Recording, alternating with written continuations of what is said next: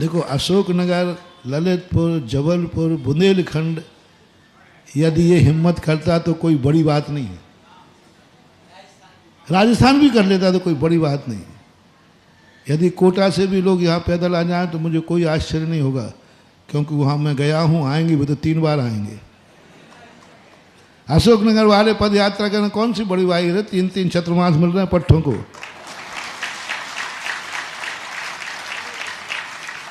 अब बुंदेलखंड वाले पद यात्रा करके आ रहे तो आएंगे, क्योंकि महाराज को महाराज ने सानिध्य दिया है, तुमने सानिध्य लिया है। ठीक है, तो ये तो उस प्रांत से आए हैं जिस प्रांत में मैं कभी गया भी नहीं। गुरु तुम्हारे पास आया, फिर तुमने गुरु को किया, तो ये कोई बड़ी बात नहीं, ये तो व्यवहार चुक गया। लेकिन गुरु ने वहां कुछ भी नहीं दिया। गुरु वहां तक नहीं आए तो भक्त ने कहा मैं यहीं आ जाता हूं। महाराज जहां मैं गया ही नहीं, एक बार थोड़ा छू करके तो आया था, कारंजा तक गया था 90 में, मुक्तागिरी से कारंजा के बाद लौट आया था। पर वहां के भाव उन्होंने बनाए, और वहां से चलने का जिगर, इतना जिगर, 100 किलोमीटर हो, 50 किलोमीटर, 1250। कल से लोग कहते महाराज जी किलोमीटर 1250, और वो भी पद यात्रा, और रेगुलर 30 से 35 किलोमीटर। महाराज ही बीच में 2-4 दिन विश्राम करते हैं। हम लोग भी बिहार करते तो 2-3 दिन के बाद फिर 1-2 दिन की हेल्डिंग करते। तो ये श्रद्धा कोई साधारण श्रद्धा नहीं। ये श्रद्धा का एक ऐसा सैलाब है जो कमजोर जिगर वालों को भी बलजोर बना देता है।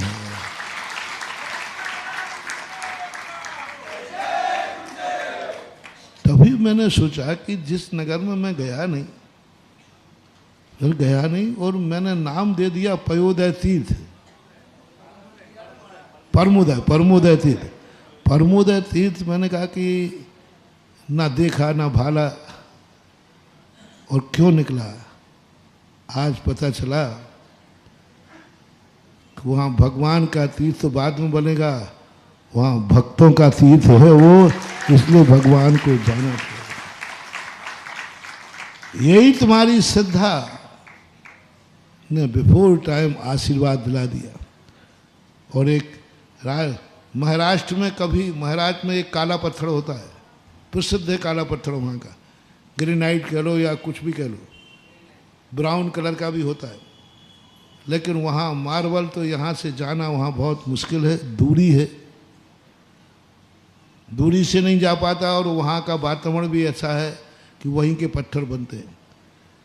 पहला पत्थर महाराष्ट्र में, ये जो बच्चे सब लोग आए ना, पहला मकराने से मार्बल ले जाकर के मंदिर बना रहे हैं, जिसका नाम परमोदय तीर्थ रखा है। वाइट पाषाण और दक्षिण में बनना, ये मंदिर नहीं बन रहा है, दक्षिण का ताजमहल बन रहा है। लोग देख रहे हैं कि महाराष्ट्र में तो बहुत बड़ी चीज होती है। इसलिए हर क्रिया में अलग अलग श्रद्धा का रूप छुपा रहता है। और ये श्रद्धाएं, इनको कभी कोई ऐसी दिक्कत आएगी भी तो उसका इलाज है। इसलिए मैं बार बार कहा करता हूं, कोई भी कार्य करने के पहले ये सोचो कि यदि इसका कर्म बंद हुआ तो क्या मैं संभाल पाऊंगा?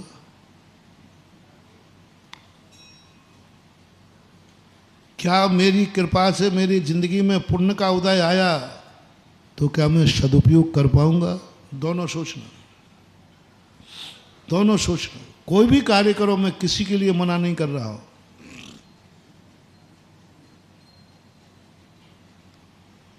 बस इतना सोच लो, क्या यदि तुम्हारे लिए भावना कर रहे हो तो क्या तुम वैसा कर पाओगे, संभल पाओगे? तुम जिसके प्रति बुरे भाव कर रहे हो, कल के दिन एक कर्म का उदय आएगा तो इलाज हो पाएगा? जैसे राजा श्रेणिक, अपन मूल विषय पे आ रहे हैं। राजा शरणक ने पाप करते समय ये नहीं सोचा कि एक मुनिराज के प्रति मैं बुरा भाव कर रहा हूँ, राजा हूँ, मस्ती है, मौज मस्ती है, अभी पुण्य का उदय है, लेकिन इस समय जो पाप बंधेगा, जिस समय पाप बंधेगा, क्या इसका दुनिया में इलाज मिलेगा? नहीं मिलेगा।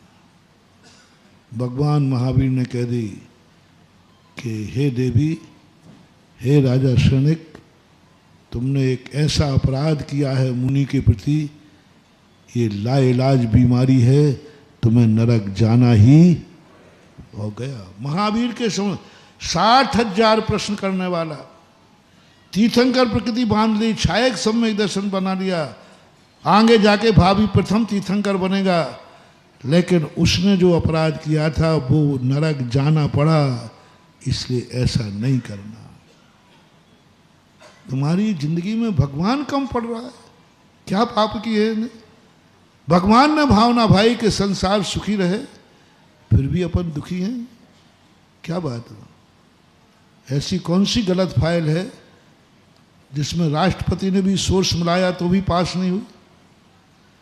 ऐसा क्या पाप कर लिया कि राष्ट्रपति याचिका खारिज हो गई? वहां तक का पाप तुम्हें माफ है, सुप्रीम कोर्ट ने आपको फांसी दी, लोअर कोर्ट ने फांसी दे दी, हाई कोर्ट, सेशन कोर्ट ने दे दी, हाई कोर्ट ने दे दी, सुप्रीम कोर्ट ने तुम्हें फांसी दे दी। अभी मैं नहीं कहूँगा कि तुम महापापी हो, अभी इस केस को मैं रेफर नहीं करूँगा, अभी इस केस को मैं ठीक कर सकता हूँ। कहाँ से ले रहा हूँ मैं?